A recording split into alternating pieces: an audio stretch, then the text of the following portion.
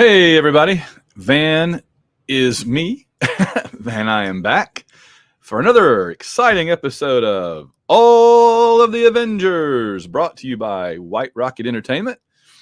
And I realize it's been a couple of months since I've been able to record one of these, but a number of things have been happening both professionally and personally. I apologize for the delay. I like to be able to spend some time reading the comics and soaking them up and thinking about them and coming up with what to talk about, and then being able to have some privacy for an hour or so to sit down here and record the videos. And I haven't been able to do that lately, but I have found the time because we've got to get moving again. And here we are. So this time around, we're going to look at Avengers number 38. And that is from, let me turn the page here just to see the date on it. Hold on. That is from, I should have known this already.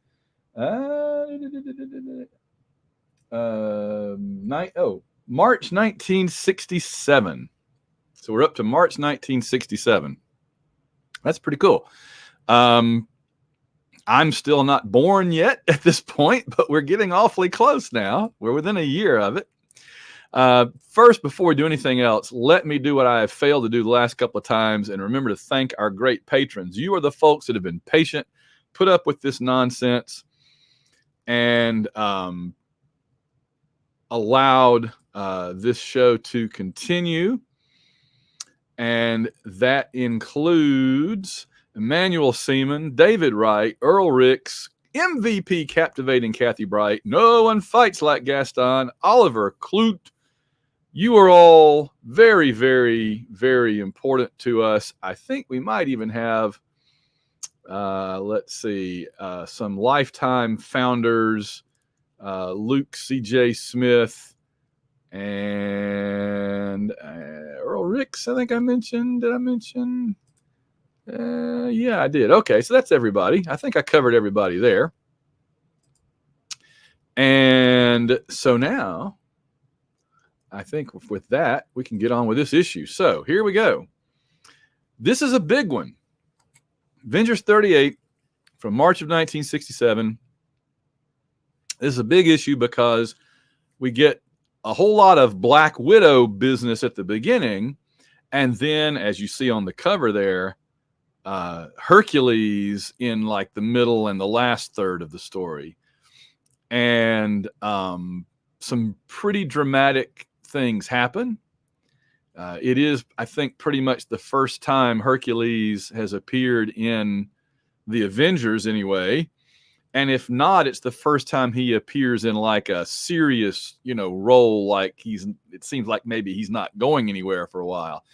And I think it's really interesting because when I think of Hercules, I think of Black Widow. I've always kind of thought of those two characters together. I know that it's really because of the Champions, right? The Champions comic was just coming out probably in its second year when I really started reading Marvel comics in a big way in the late 70s. I think the Champions were up to around issue 12 or 13 or something like that.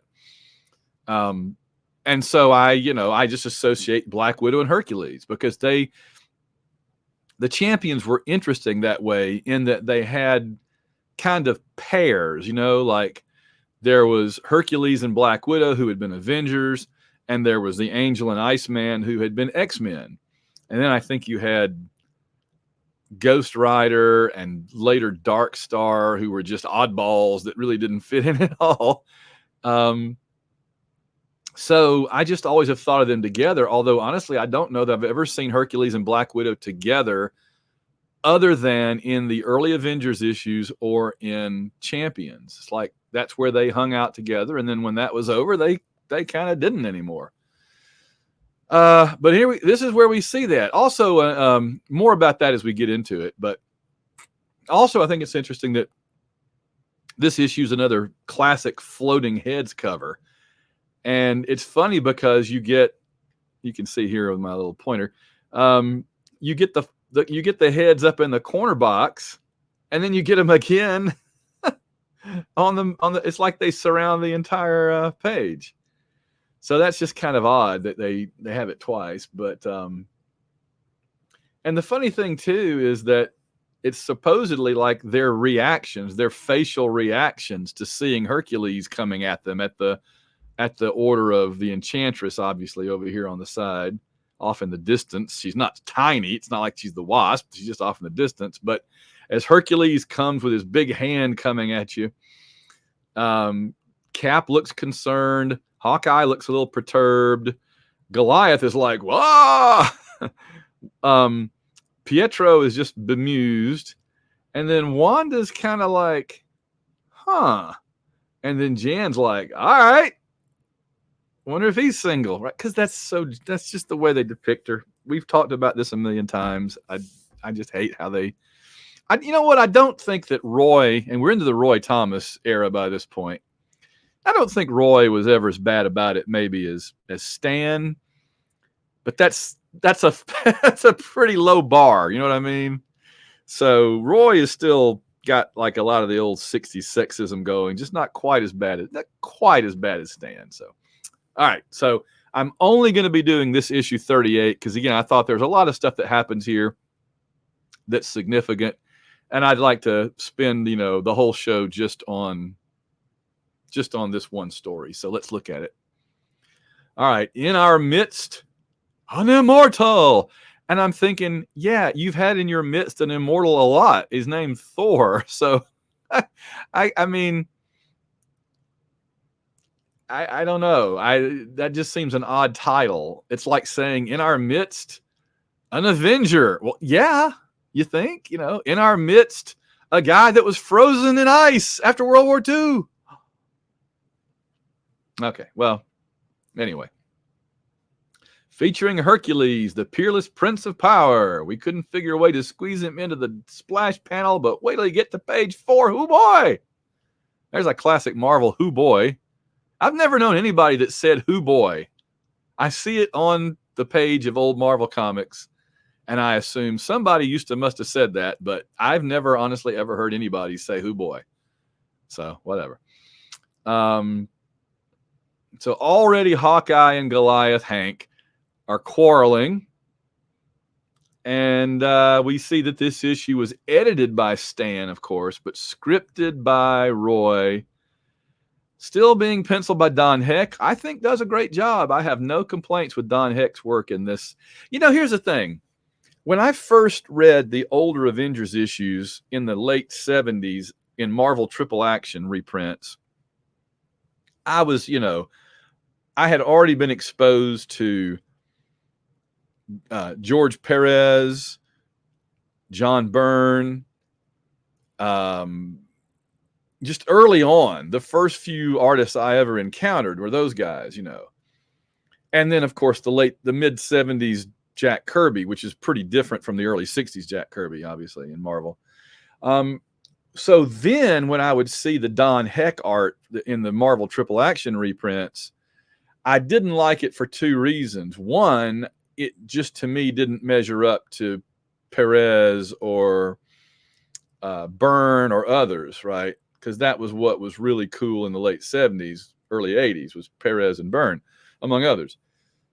Plus, the inking to a certain degree, and just the way that Don Heck's art was reprinted, the way it was reproduced in those reprints, just kind of inky, smudgy, I think. Kind of like the way Gene Colan's art kind of comes across in reprints, where it's just a lot of blacks and smudges, kind of. Because Gene Colan's art I love, but it can look kind of inky and smudgy. Does that make? I don't know if I'm making sense with these adjectives, but it's kind of the way that Don Heck's art was coming across to me in those reprints, and with nothing else really to compare it to at that time when I was a kid, except for what I was seeing at the time.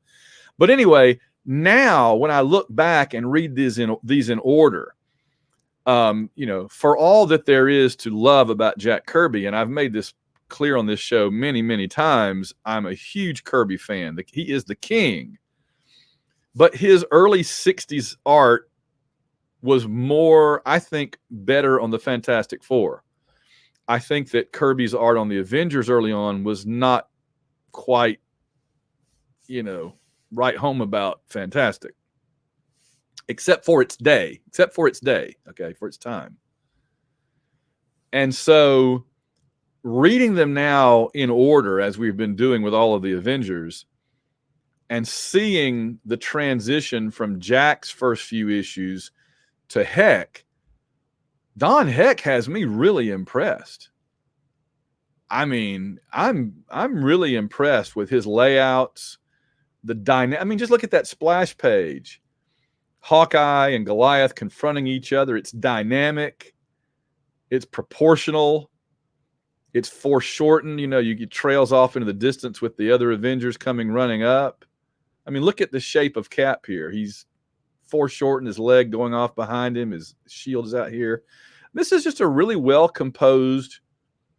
You know, if you block out the elements, you have Goliath over here on the right, Hawkeye bottom left with the credits, and then upper left counterbalancing Goliath, the other Avengers and the little featuring box, and then the header up here, and then the arrow down here. I mean, this is just a really well put together splash page for a 60s Marvel with that much dialogue on it, right? Just a lot of words, but that's a really well put together.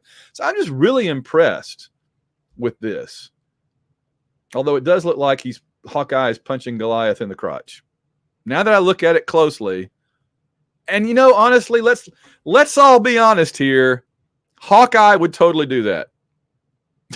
Especially if it's the only place he could reach, right? I mean, it's that or his kneecap. Hawkeye would totally punch Goliath in the crotch if he felt like he needed to. I have no doubt. The Hawkeye fan club must hate this show, and I hate it for them, but you know. All right. So I'm going to zip along through some of the action scenes because they do kind of go on. Oh dear, I'm about to lose something. Hold on. Don't want to lose that. All right. So they're fighting. Then there's ringside commentary from your color commentator and play-by-play man, Cap and Quicksilver. And Quicksilver jumps in and grabs the shield.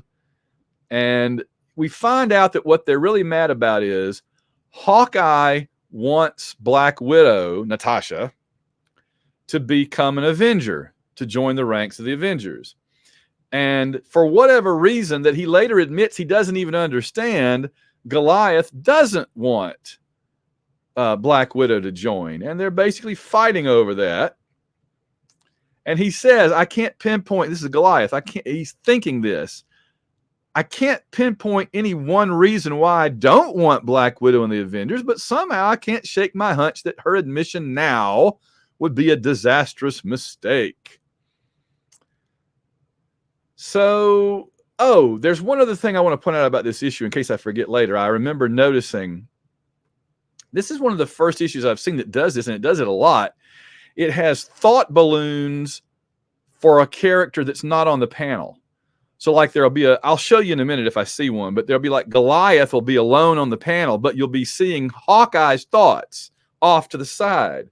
I don't think I've ever seen that before this issue. This may be the only issue they ever did it. I don't know. But anyway. All right. So they're still arguing about Natasha, which reminds Wanda that she's not even there. I like that they just now noticed she's not even there for the meeting to get voted on. Oh, she must have been delayed. Don't worry. She'll show any second, says Hawkeye. All right. We switch over to Natasha in that. And here, you know, the deal, I think that Black Widow's costume from the late 70s is one of the great Marvel costumes ever. It's just black with the red Black Widow, like belt buckle or whatever. Got the big reddish dark hair that she's got that goes well with it. And the wrist blaster things.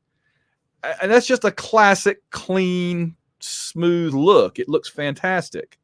I've seen other costumes. I've seen her like have a gray one that I didn't think was that great.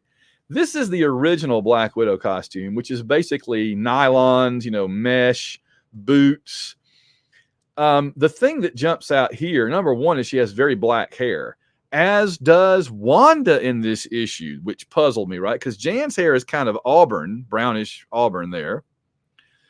Natasha's hair has got that blue-black Marvel thing that they do where people think it's blue, but it's really just black with light reflecting on it. I'm pretty sure the beast is supposed to be black, and they put enough blue in it that people decided he was blue, and so now he's just drawn blue. But I hate the mask, right? The mask is terrible.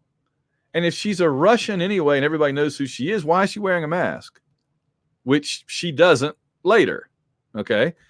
And that little mini cape, that little half cape, what does that even accomplish, right? If you have a full cape like the Scarlet Witch or Superman or Batman, you can do interesting things with it. It flares out dramatically, or it flutters when you fly or jump. I guess hers probably flares out when she jumps, but it only flares like 1.5 feet. I'm just not a big fan of this costume. I like where they're going with all of it until they get to the little half cape and the mask, and then they really lose me there. In fact, this costume kind of reminds me of the 1960s Legion of Superheroes costume. This could be like Shadowlass or something. Maybe that's what it's making me think of. All right.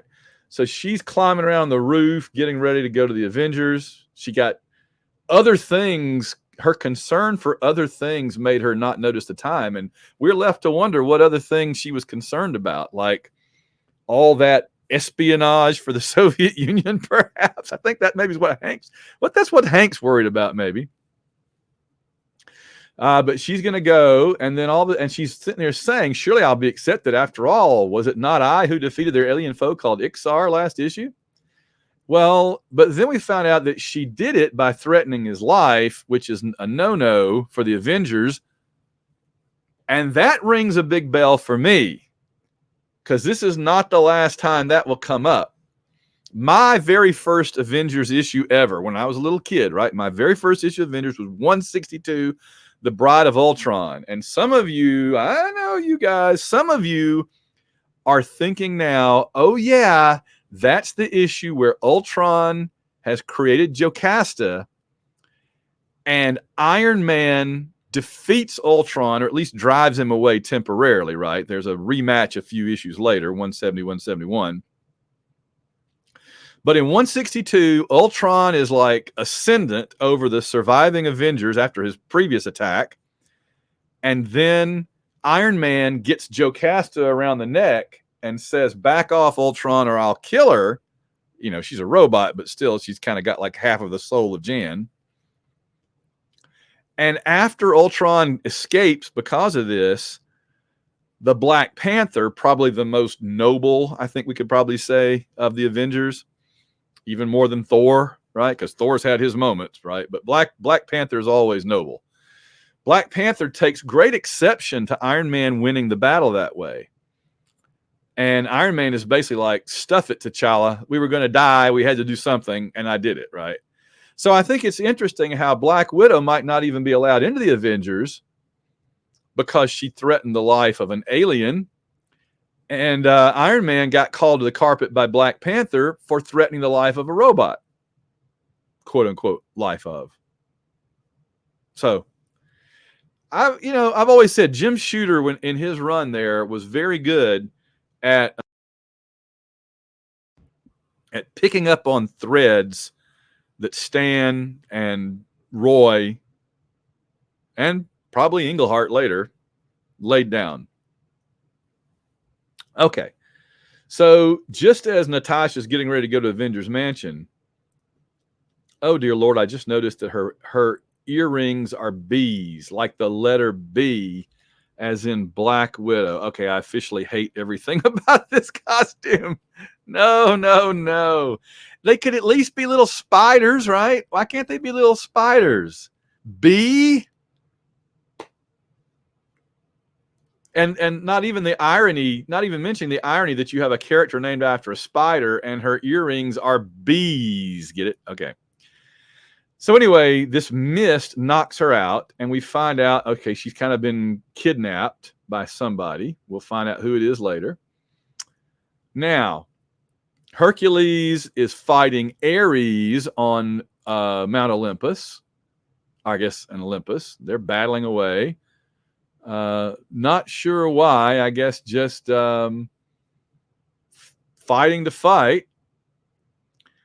And Hercules is mad that Ares did something to do with sheathing his sword when the hordes of Pluto threatened Hercules in Thor 129. So they're fighting. And then the Enchantress appears, last seen in Avengers 22. And at that point, Stan says he won't intervene anymore. So now it's going to be up to Roy for the footnotes. I don't get it either. So the Enchantress says she's just here visiting and has such esteem for these two guys. She's brought them each a cup of mead. Ares is like, oh, sounds good. Gargle, gargle, gargle, gargle. Hercules is like, I don't know if I trust this woman. Why should I believe her? And Ares starts making fun of Hercules. So Hercules, of course, can't have that. So he drinks it, and immediately he gets a fire in his brain and suddenly falls in love with the Enchantress, which, honestly, the Enchantress needed to give that to Thor, and probably has a few times, honestly.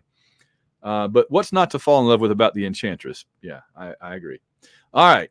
So now we find out Ares was in on it somehow. He won't tell on you. And so now the Enchantress is going to take Hercules and use him as her latest cat's paw on their way to Earth. See? And she's done this a lot. They even mention it a couple of times in this story that the Enchantress always just goes out and recruits some new big, strong guy, right? There was Wonder Man pretty much with Baron Zemo. There was Power Man, Eric Jostin. I think there have been others that are slipping my mind. And now Hercules. He's just the latest big, strong, dumb dude. He's not that dumb, and neither were they, really. Yeah. To get recruited or kidnapped by Amora, the Enchantress. All right, back to the Avengers. And they're sitting around debating the debate. It's like they haven't even started debating Black Widow being in the Avengers. They're debating the debate of Black Widow being in the Avengers. Like, well, Iron Man and Thor have said they can't attend, but they'll go along with our decision. And Hawkeye's like, see, that means they've got no objections. Perhaps not, but why do we need yet another member? They're not even debating her. They haven't even gotten to that point. So finally they decide, you know what? I've gotten so exhausted and hungry from debating the debate that we need to just stop the debate before we start the debate and go have dinner. And Hawkeye's like, okay, fine, let's go eat. So they're going to go across the street and grab burgers, which, by the way, I think this is the first time we've discovered that you can grab burgers across the street from Avengers Mansion. So I leave it to you, my viewers. What is across the street from Avengers Mansion? What business, what restaurant, what dining establishment of whatever size or type in 1967 was serving burgers? Was there like a McDonald's across the street from Avengers Mansion? Was it like a high-end restaurant, and that's just what Hawkeye would buy there because he's Hawkeye? He'd go, they have all kinds of nice dinners, and he buys a burger, because he's Hawkeye. What do you suppose is across the street that lets him buy burgers? And that's forgetting that Jarvis is there, although Captain America does not forget. Is it Cap? Somebody. Yeah. Cap. Yeah. On the very next panel, as officer of the day, it's my duty to monitor all our incoming information. What incoming information are you getting, Cap? What can there be? I've asked Jarvis, the butler. Thank you for thinking that Jarvis is your butler so that we know that. A, we already knew it. And B, why would you think that? To fix me a ham and cheese sandwich to tide me over. So I guess Jarvis can't throw a couple of burgers on the grill right now. He can only make a ham and cheese sandwich. So they got to go across the street. Now Hawkeye is worried that the reason they don't want Black Widow to be an Avenger is that they might know that she threatened the life of the alien. All right. Meanwhile, back to Natasha. She wakes up and starts to fight people, but we find out that actually, yeah, we all know that face. There's the scruffy beard, the cigar, the eye patch, the gray hair on the temples. It's Nick Fury. And he's here to recruit Natasha in as a spy. So this is where we get the spy Black Widow for S.H.I.E.L.D. and for the U.S. rather than the Avenger superhero Black Widow. And I do like that in the background here. I'm pretty sure that's Jasper Sitwell. That's got to be Sitwell, right? And there's Dum Dum. Dum Dum is around because Godzilla has not yet arrived. But here's an interesting sort of note as things come together later. By about 1977, the S.H.I.E.L.D. helicarrier, or the more updated behemoth version of the S.H.I.E.L.D. helicarrier, under the command of Dum Dum Dugan, will be pursuing Godzilla across the western U.S. And at one point, when Godzilla attacks San Francisco, the champions try to defend the Golden Gate Bridge from Godzilla, and we get Hercules and Black Widow fighting Godzilla with S.H.I.E.L.D. there. Now, how's that for a deep, deep dive Marvel Bronze Age history? Boom. All right, I'm proud of that one. as a Godzilla fan, as a Champions fan, and of course as an Avengers fan, I just like and Nick Fury and S.H.I.E.L.D. too. Why not?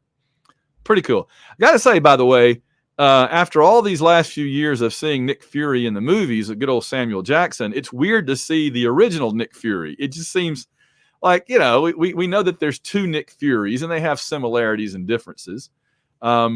But it is kind of strange to see the old World War II Nick Fury rather than the modern Samuel Jackson 2020's Nick Fury. But I love them both pretty much equally.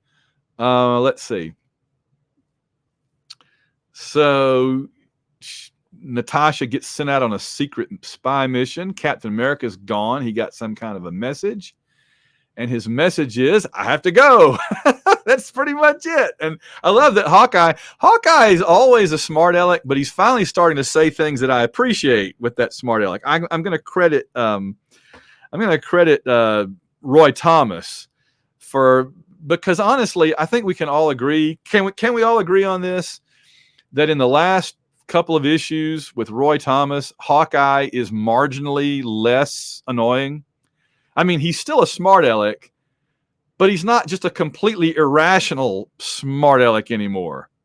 You know what I mean? It's like he used to just do completely irrational things, and you're like, God, Hawkeye, you're so annoying and irrational.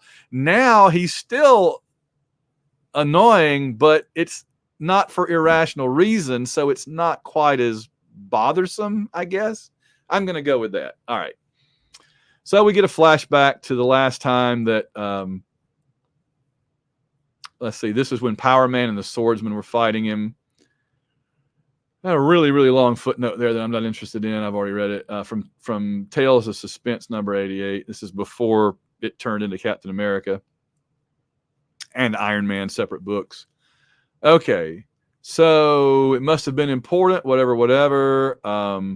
Now the Avengers start getting mad at each other. There's a shock. And Black Widow shows up. Natasha, baby, where you been? We've been waiting for you. You need wait no longer. I am leaving America. Within the hour, I shall be gone. Gone where? I can't tell you, but it lies behind the bamboo curtain. They're now going to say bamboo curtain like 5 more times. Oh, my gosh. Now, for those that don't know, and this is my interpretation of this, right? This comes from Winston Churchill after World War II gave a speech in Fulton, Missouri at Westminster College, where he famously said that with communism in Europe, splitting Europe down the middle with non-communist countries, he said an iron curtain has descended across Europe. And that's where the term Iron Curtain comes from. So the Iron Curtain was considered to be this dividing line between communist Eastern Europe and non-communist Western Europe. Okay. Once China becomes communist in 1949, they start talking about the bamboo curtain dividing communist countries from non-communist, eventually Vietnam, and all that. And of course, the Vietnam War had been underway for at least 2 years at this point, at least in terms of the U.S. involvement. So bamboo curtain is a thing briefly. You don't hear it very often, but I guess during the Vietnam War, that was that was representing Asian communism as opposed to European communism. So they're going to say it a bunch more. Everybody thinks she's going to work for the communists. Thanks for the confidence here, guys. And they start arguing about that. And why don't you hot-foot it back to your murderous chums? They probably got a light burning in the window. Hank, how could you be so cruel? So now the Avengers are really squabbling. And Hawkeye is just done. Hawkeye is so done with Hank at this point, he actually throws his bow down. Here, keep this crummy bow as a present for the next sap you Shanghai. I'm cutting out of this combo for good. So Hawkeye is leaving the Avengers, allegedly, and the Wasp is coming with him because she's mad. So off they go. And Quicksilver says, this is truly the blackest day in the history of the Avengers. And I'm like, if Hawkeye is quitting and Jan is going to talk to him, that's not a very black day for me. I call that a win. I don't call that the blackest day in the history of the Avengers. I call that one of the greatest days in the history of the Avengers, but fine. If the Avengers still exists. And by the way, again, look at Wanda's hair. It is black in this issue. I don't know who. They're still not crediting the colorist, something I've been harping on for months, but really black here. All right, now, God, so much exposition on these pages. These are action pages, Roy. Let them speak for themselves. Have confidence in your artist that they can get the story across without going into Stan's novelization of it, okay, on the page. But anyway, Hercules and Enchantress appear. Hercules comes in through the wall, and we get a fight. Fight. Knocks out Quicksilver. Quicksilver escapes. We get the obligatory, how can he run so fast? But we get every freaking issue with Quicksilver. He really kind of wears that. By the way, there's Don Knotts, I always say, painting. Mr. Furley is painting. It's not. It's Norman Rockwell, but he looks like Mr. Furley from Three's Company. Okay, so fight. Oh no, Wanda's terrified because Pietro's been hurt. Let's see. Fight. Fighting. Wanda's kneeling over Pietro to see if he's okay. His speed protects him. He's merely stunned.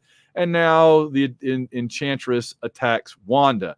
Meanwhile, at dinner, and again, this must be the, I don't know if this is the place that, oh no, this is not the place with the burgers. This is a well-known Chinese restaurant on 55th Street. Okay, again, viewers, I don't know much about downtown New York City aside from, the standard things everybody knows. I've only been there once. So was there a well-known Chinese restaurant on 55th Street that Hawkeye and Wasp would have gone to? And I like that Clint went home or went up to his room, I guess, and changed into a nice suit and tie. Jan is well-dressed because she's Jan. Of course she's going to be well-dressed. She's Jan. But I like that Clint actually got done up to take, let's put it this way. If Jan hadn't followed Clint out, there's no way that Hawkeye would be dressed like that or at a restaurant like that. He'd be getting more burgers at the place across the street, right? Totally. But because Jan's with him, they end up, you know that Clint's like, yeah, let's get something else to eat. And Jan's like, well, what do you want? And Clint's like, oh, I could just get another couple of burgers from that place. And Jan's like, no way, Clint. I know this great Chinese place on 55th Street. And Clint's probably like, fine, whatever, Chinese. I don't know, whatever. Except, and I say that, and then I see this little dialogue where he got pork lo mein. I'm not a big lo mein guy. If I'm going to get noodles, I'm going to go Italian noodles. You know what I'm saying? I'm going to get an Italian restaurant. If I'm going to a Chinese restaurant, I'm getting something with a rice type base, not a noodle type base. But that's just me. But pork lo mein, I hope the pork lo mein is prepared to your taste, sir. And Clint says it always is. So look who's been here before. Multiple times, clearly. Clint, you have layers of depth to you that I did not anticipate. How many times has Clint gone to this Chinese restaurant? And with whom? I'm fascinated now. All right. So Clint's little Avengers ring. And am I missing on something? Is this a thing? Did we know the Avengers have magic decoder rings that buzz? You know, in later comics, it's their little ID card that's like a communicator. Oh, like mine. Doo-doo-doo. Yeah, that's where the communicator is, I believe. I never have put my picture in there. I do like that it was signed by Henry Peter Gyrick and by Bill Clinton. If that tells you anything about the era. All right. So they don't have their little Avengers priority identicard, but they do have this ring that buzzes, and Hawkeye's like, I ain't answering that. We just left them. How much danger can they be in? And Jan's like, yeah, you got a point there. And they were in the mansion. Who would bother them there? All right, back to the battle. Girl fight. Yeah, sure. I mean, come on, Wanda. Zap them all. Zap Hercules, something. Dude fight. Oh, by the way, Enchantress is so incensed that Wanda fought back that she says, now nothing but your complete destruction shall satisfy me. And I'm thinking, well, what were you willing to settle for previously?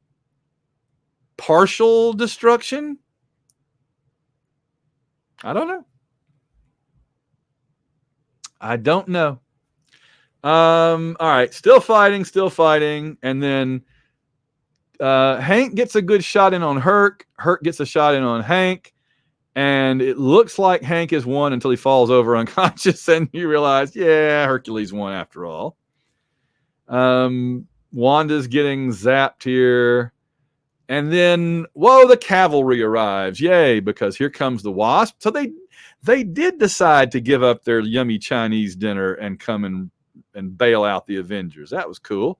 So Jan flies in and distracts Hercules, and then Clint comes rolling in to grab his bow, and the Enchantress is like, you're the two weakest Avengers, which I don't know that Jan is the weakest, one of the weakest two Avengers, honestly. They don't use her powers properly. If they used Jan's powers properly, she could be one of the most powerful Avengers, because she can shrink and grow to normal size again and all that cool stuff like we've seen in the movies with that version of the Wasp and Scott Lang. But anyway, we get, and this is something that's happened a million times in the Avengers comics over the years, which is that Hawkeye shoots somebody with an arrow and it happens to do something good, right? Like short out Kang's force field or something. Well, here, the only one he has sulfur in it, which I'm not quite sure why he has a sulfur arrow, but it explodes and it wakes up Hercules from the Enchantress's spell. I love this expression on Hercules' face. That doesn't look anything like the Marvel Hercules. He's immediately back to himself here. Okay, there, now he looks like Hercules again. So he's mad, and this is really good. I love this because this is a very atypical ending for a battle. So Hercules is awake now. He's back to normal, and he looks at the Enchantress, and he says, Hercules doth dare all things in payment of so monumental a debt as he doth owe these mortals. Attack them not unless thou wouldst also face the Prince of Power. And so what does she do? Does she try to fight them all? No, she leaves. So thou dost turn to... Now, it's funny because the O didn't copy when they printed it. Something like must have stuck to it or whatever. It covered it up. It says, so thou dost turn to G. And please don't think anything bad about me that I actually spent like 2 minutes sitting there going, turn to G? Who is G? Why is Amora turning to G? Does that mean something? The only G I know is Galactus. Did she turn to Galactus? I'm serious. For like 2 minutes, I was going, turn to G? And then I realized there was a little space there. And I was like, oh, literally. Oh, turn to go. Wow, I was stupid. Depart then while the very heavens themselves do blush at the memory of thine infamy.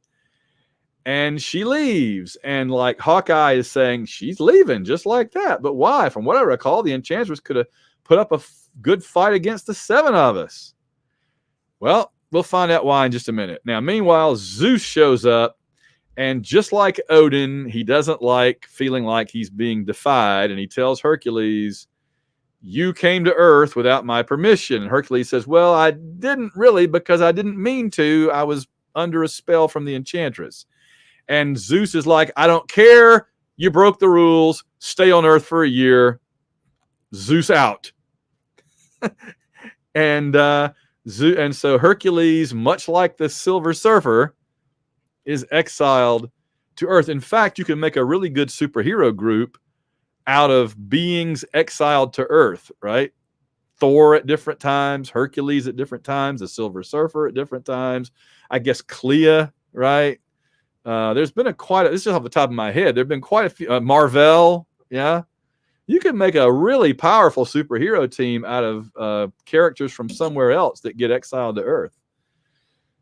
So anyway, they immediately totally buy that Hercules was under control and not acting on his own, which is true, but why do they not suspect knowing that as litigious a group as this crowd is, how do they not say, Hercules, we'd like to believe you, but we need to ask you a few questions first? No.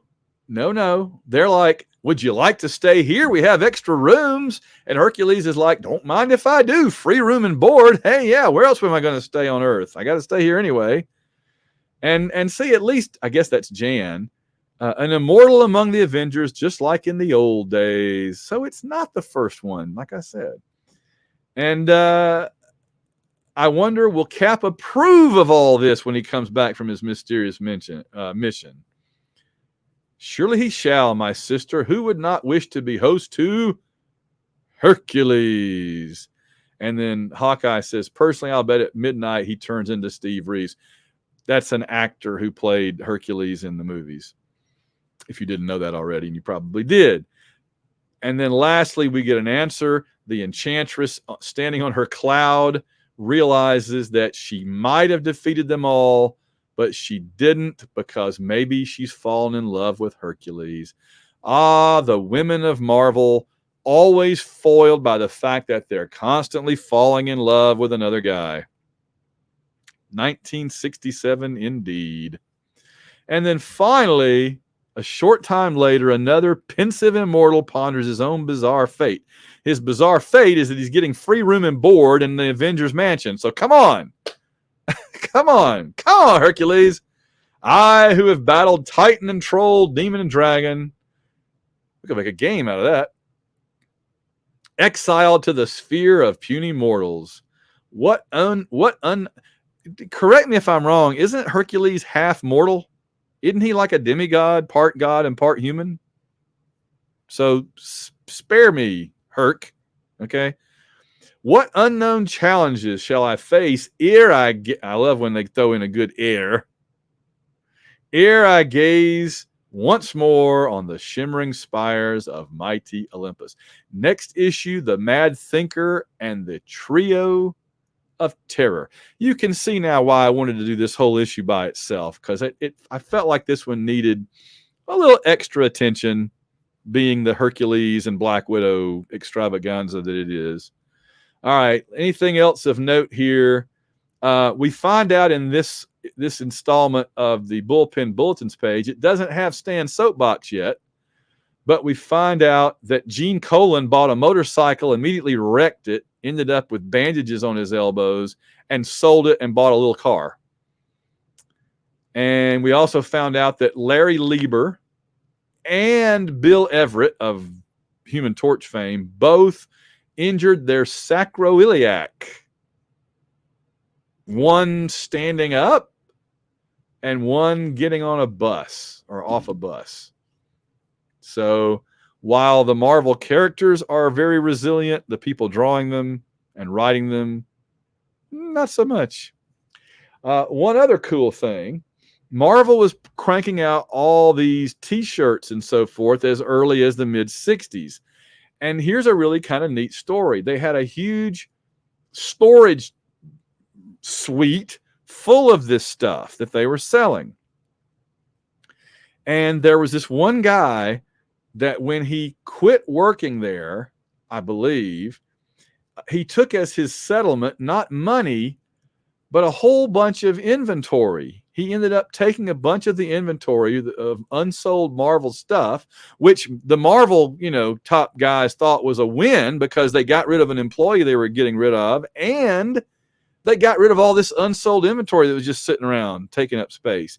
He took it and formed superhero shops, which later becomes Heroes World. And there's a whole other story there with Heroes World and comic distribution in the 90s and everything.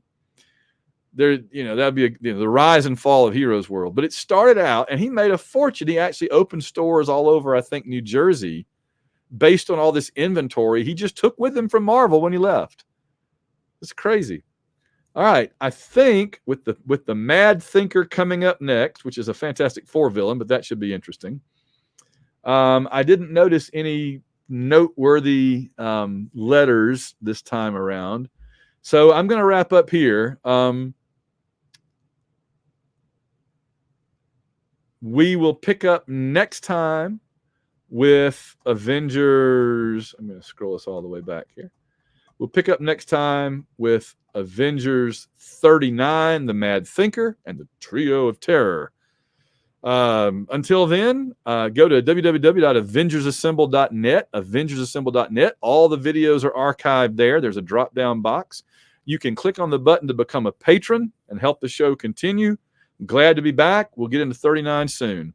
All right, everybody, Avengers Assemble, and we'll see you guys down the road.